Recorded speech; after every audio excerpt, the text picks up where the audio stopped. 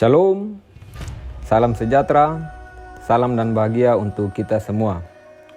Jumpa lagi bersama saya, Alwin Christian, calon guru penggerak Angkatan 11 dari SMK Negeri 1 Jawa Barat, Kabupaten Sumba Barat Daya, Provinsi Nusa Tenggara Timur. Pada kesempatan kali ini, saya akan mempresentasikan koneksi antar materi dari modul 2.2 tentang pembelajaran sosial dan emosional. Ayo kita mulai perjalanan inspiratif ini bersama-sama. Berikut adalah pertanyaan pemantik untuk koneksi antar materi kali ini. Yang pertama, apa kesimpulan tentang perubahan pengetahuan, keterampilan, dan sikap sebagai pemimpin pembelajaran setelah mempelajari pembelajaran sosial dan emosional? Yang kedua, apa kaitan pembelajaran sosial dan emosional yang telah Anda pelajari dengan modul-modul sebelumnya? Setelah mempelajari pembelajaran sosial dan emosional atau PSE sebagai pemimpin pembelajaran, ada beberapa perubahan dalam aspek pengetahuan, keterampilan, dan sikap yang bisa disimpulkan sebagai berikut. Yang pertama, pada aspek pengetahuan, saya semakin memahami tentang pentingnya perkembangan sosial dan emosional siswa selain aspek kognitifnya. Saya juga semakin sadar tentang peran kesejahteraan emosional dalam mendukung hasil akademik siswa. Saya juga memahami untuk mengintegrasikan PSE dalam pembelajaran harian seperti penerapan teknik STOP. Pada aspek keterampilan, saya semakin terampil dalam menciptakan lingkungan pembelajaran yang aman, mendukung, dan inklusif. Saya juga telah mampu mengajarkan dan memodelkan keterampilan sosial dan emosional seperti pengelolaan stres, pemecahan masalah, dan komunikasi yang efektif. Saya juga semakin terampil dalam menggunakan pendekatan restoratif untuk memecahkan konflik dan membangun hubungan yang kuat antar siswa. Sedangkan dalam aspek sikap, saya memiliki sikap yang lebih terbuka serta empatik terhadap kebutuhan emosional dan sosial siswa. Saya juga memiliki kesabaran dan sensitivitas dalam menangani masalah perilaku atau emosional siswa. Dan saya juga memiliki pandangan yang lebih holistik terhadap peran guru sebagai pendamping perkembangan siswa, bukan hanya sebagai penyantai materi akademik. Sebagai pemimpin pembelajaran, perubahan ini memungkinkan saya sebagai guru untuk lebih efektif dalam mendukung perkembangan siswa secara menyeluruh, sehingga mereka dapat berkembang baik secara akademis maupun secara emosional. Dalam kaitan antar modul, pembelajaran sosial dan emosional yang telah dipelajari memiliki keterkaitan erat dengan modul-modul sebelumnya dalam program pendidikan guru penggerak. Berikut adalah kaitan antar PSE dengan modul-modul tersebut. Yang pertama, modul Filosofi Pendidikan Nasional Ki Hajar Dewantara. Filosofi Ki Hajar Dewantara menekankan pendidikan yang holistik, di mana siswa tidak hanya dibimbing dalam aspek intelektual, tetapi juga sosial, emosional, dan spiritual. Pembelajaran sosial dan emosional sejalan dengan pandangan ini karena PSE bertujuan untuk mengembangkan kemanusiaan siswa secara utuh. PSE mengajarkan siswa untuk menjadi pribadi yang mandiri, bertanggung jawab, dan memiliki empati, yang mana selaras dengan prinsip ing ngarsa sungtulada, ing madya mangunkarsa, tuturi handayani dari Ki Hajar Dewantara, di mana pendidikan adalah pendamping perkembangan individu secara menyeluruh. Dengan modul 2, yaitu nilai-nilai dan peran guru penggerak.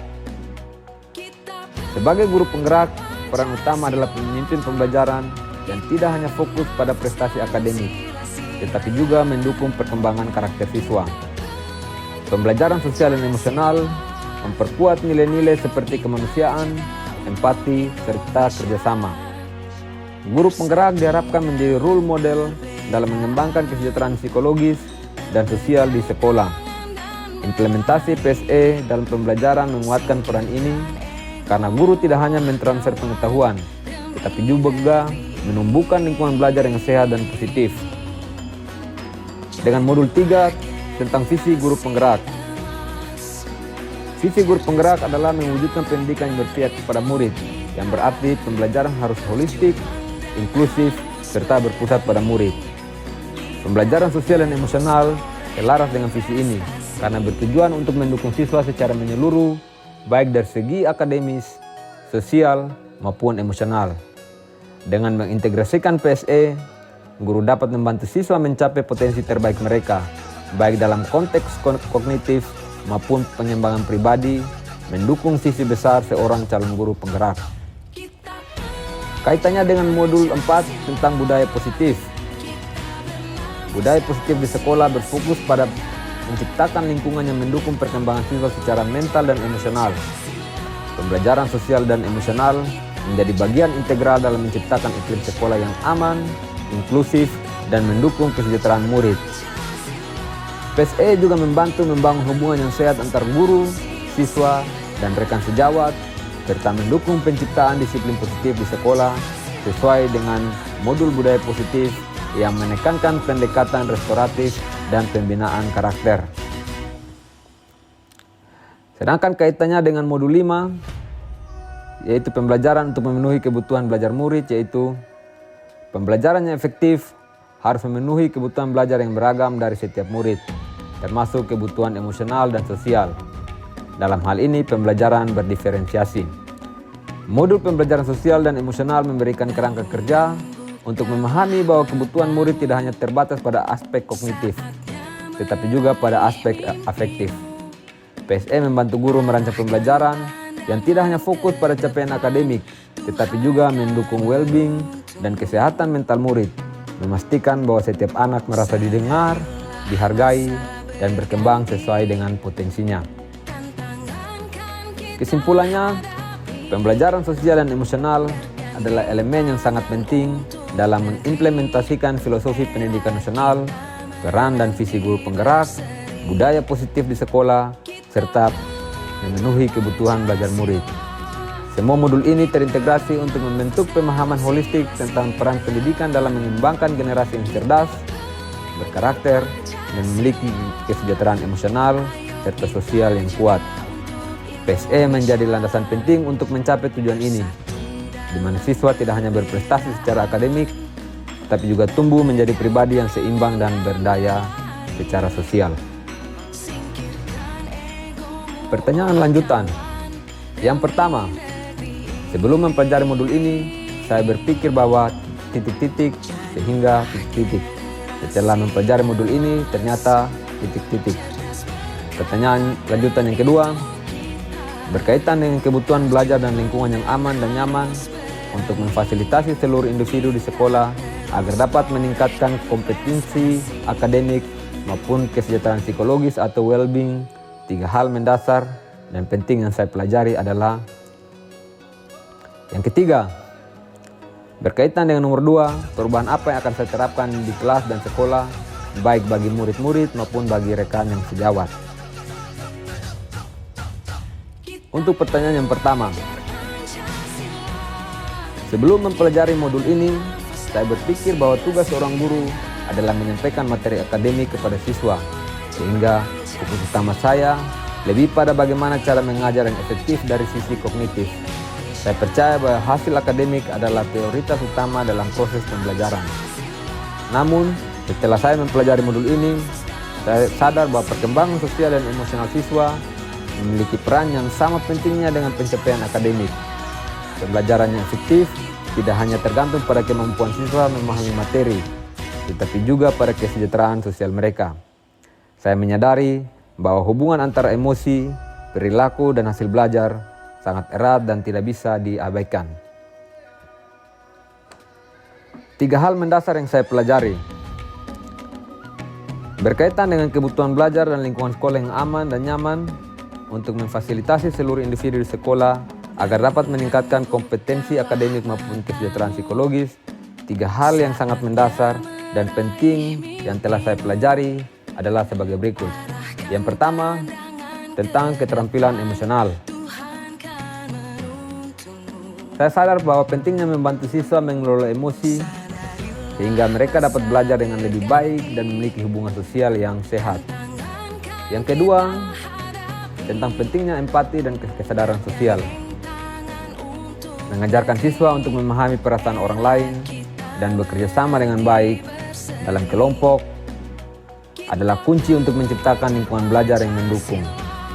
Yang terakhir atau yang ketiga ialah komunikasi positif dan dukungan emosional.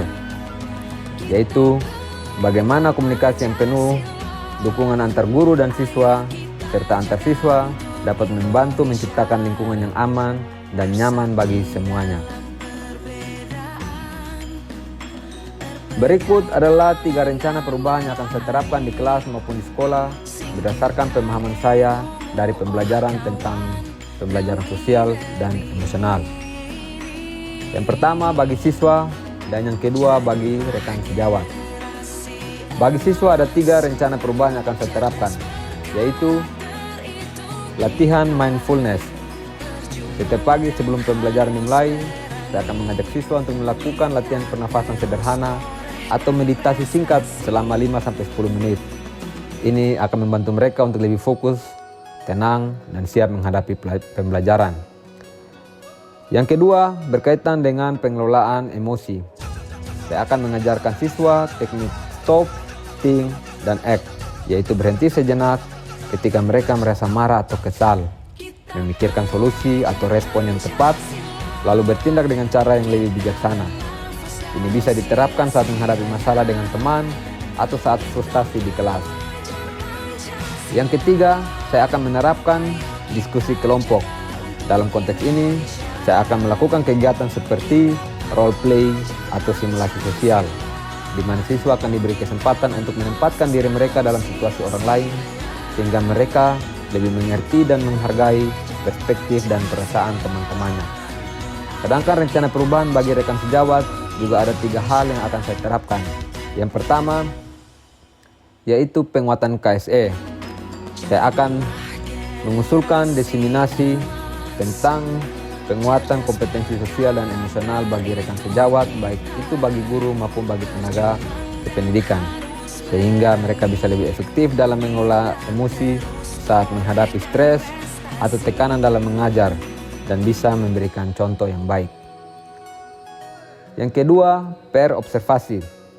Dalam konteks ini, saya akan mengajak rekan guru untuk melakukan observasi terhadap penerapan PSE yang akan saya laksanakan di kelas saya. Dan yang ketiga, yaitu pendekatan restitusi. Saya akan mengusulkan untuk penggunaan dan penerapan restitusi ketika ada konflik antar siswa ataupun antar siswa dengan guru. Hal ini akan memberikan kesempatan untuk berbicara secara terbuka, mencari solusi, dan memperbaiki hubungan tanpa menghukum yang dapat diterapkan oleh guru di kelasnya masing-masing.